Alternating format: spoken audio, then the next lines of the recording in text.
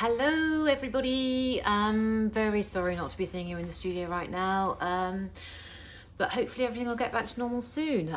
This video is basically just a little bit of a recap about Pilates, how it helps us and how you should be doing it properly at home without my watchful eye looking at every single thing that you're doing. As you know very, very well, Pilates is a very specific set of exercises which are designed to encourage a healthy posture, which should in turn lead to pain-free movement, which is what we really ultimately want. It also focuses on developing your core. Now, when everyone talks about core, they think this is your core, your tummy. That is part of the truth. One of the main core muscles is your diaphragm. Now, obviously, you all know what your diaphragm does. Oxygen coming in and out of your bodies, drawing oxygen into your lungs, with the assistance of the rib cage as well, but it's the diaphragm that does all that work. So, at the moment, your diaphragm is one of the most important core muscles that you should be working. So, we're going to just breathe very, very deeply in through your nose and out through your mouth. I'd like all of you to exercise your diaphragms daily, in the morning or in the evening. I don't mind when you do it, but please do it rather. So it will help your immunity as well, just getting all that oxygen flying around your body. Let's keep strong, let's keep healthy. After all, Mr. Pilates was a specimen of health himself, and he, I've probably told you a million times, after the First World War, or during the First World War rather, we interred him as a prisoner of war. Quite simply because he was German, and he took upon himself the role of nurse in his block or sort of dormitory of men. Not a single one of the men that he looked after died, and they were all pretty injured, in a pretty sorry state, probably mentally and physically, and he guided them through all of that. Pretty miraculous man, quite frankly, and we have a lot to thank him for in that front. So, getting back to your diaphragms, let's work. So, I'd like everyone to put their hands on their rib cage first, please. There you go.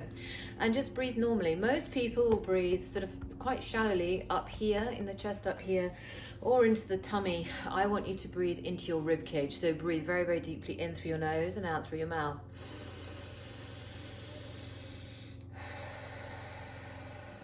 Keep going with that. I can't talk and breathe like that at the same time. You're going to be doing the breathing. I'm going to be doing the talking. So continue with that breathing very, very deeply in through the nose and then out through the mouth. Now, what I'd like you to make sure is when you inhale that you do not bring your shoulders up towards your ears. You'll just end up crunching and giving yourself a sore neck. So breathe very, very deeply in through your nose again, and out through your mouth. Now, this time on the next inhale, what you're going to do is sort of hold your breath almost when you're at the top point, and then breathe in sharply 3 times. So you should feel your diaphragm working. I want you to feel that core muscle firing up and working. So breathe in through your nose and go again, and out. Go again, getting as much oxygen flowing into your body as you possibly can. Go again.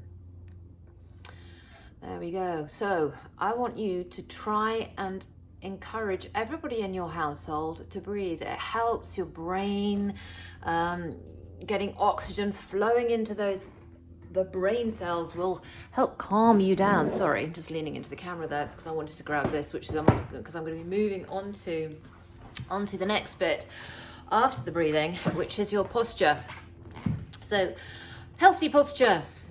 Talked about it enough, I hope, for you to understand what it is. Here is a lovely, beautiful spine. It has a little curve here. It also has a curve here. So your spine is designed to be this very shallow S shape. Now, in between each of your vertebrae here, are discs. Okay, where's my disc one? There, discs. Here we go. Now, those of you who've had a bulging or a perforated herniated disc will know what pain it causes when your 2 bones squash down on the disc, causing a bulge. Now, in order to help prevent this, which is painful, everything's being squashed, the spinal column, or sort of neuralgic, nervy pain results from this particular condition, we need to keep the space between the bones here, like this. So your discs, which are basically sort of viscose water fluid filled sac, is the best way of describing it, a bit like a tire, and that acts as a cushion. We need to keep that cushion going as much as we can. Now, as we get older, of course, you know, with age, sadly, this cushion just gets a bit deflated, just like an old pillow might get deflated. So we need to look after ourselves as much as possible. Now, moving up to, so in order to keep these cushions happy and healthy, we need to keep the spine in the right alignment, because when it's out of alignment, this is what happens. What is the right alignment? Hopefully you can see down here. Sorry about the reflections. I will become an expert at video making by the end of this crisis. Well, let's not call it a crisis. Right, here we go. Normal posture. Neutral spine alignment. This is important when it comes to doing Pilates. Neutral pelvic alignment, I should say. So there is your hip bone. Got it? There is your pubic bone. That there is at a 90-degree angle with the floor. This is good posture. If you look at the head and then look at the shoulders and then look down through the hips and then the knees and the ankles, that is a good posture.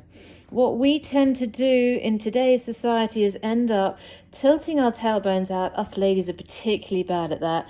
And then what that does is result in your, if you can see, your hip bone sits in front of your pubic bone. Yeah? So when we're working in neutral, it's got to be like this. So when you're lying down, this bit here is parallel with the floor, dead parallel. You should have a little bit of a lift under here, but we'll go through that in some of the classes I'm going to be doing anyway. Here, as you can see here, there's an increased dip here, increased roundness here, neck pain, upper back pain, lower back pain. Simple. Self-correct, self-heal. Okay, it's as simple as that.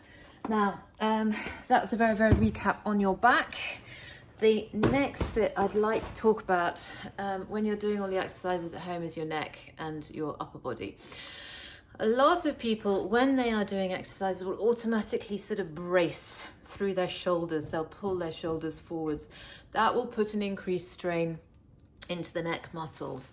So your shoulder blade placement is really important as much as your neutral spine placement. And what I want you to think about when you are performing the exercises is having soft, relaxed shoulders. So shoulders that do not scrunch up, neither shoulders that round forwards or indeed pull back. There are movements that we do which will encourage movement, but that's very different to you tensing and really gripping and holding on. Under no circumstances would I ever want you to do an exercise whereby you really wrenched forwards and dropped your chin down towards your chest like that. Always having a lengthening underneath your neck is important. So you imagine you've got, when we're doing a roll up, I'll do a roll up very, very quickly here. Now, push this chair out of the way. When you're doing a roll up, what I see is a lot of people will do this. They'll pull back and round. You see the roundness in my neck. You can, around this upper back and neck. That is putting a massive strain into the neck and into the shoulders. Instead, when you tilt through your pelvis, you roll down ever so gently like that. Obviously, you look forwards, not towards. I'm just looking towards the camera so I can see that you can see. And then peel yourself back up again. Imagine you've got a distance, again, of an orange or a grapefruit underneath the chin. So that is important.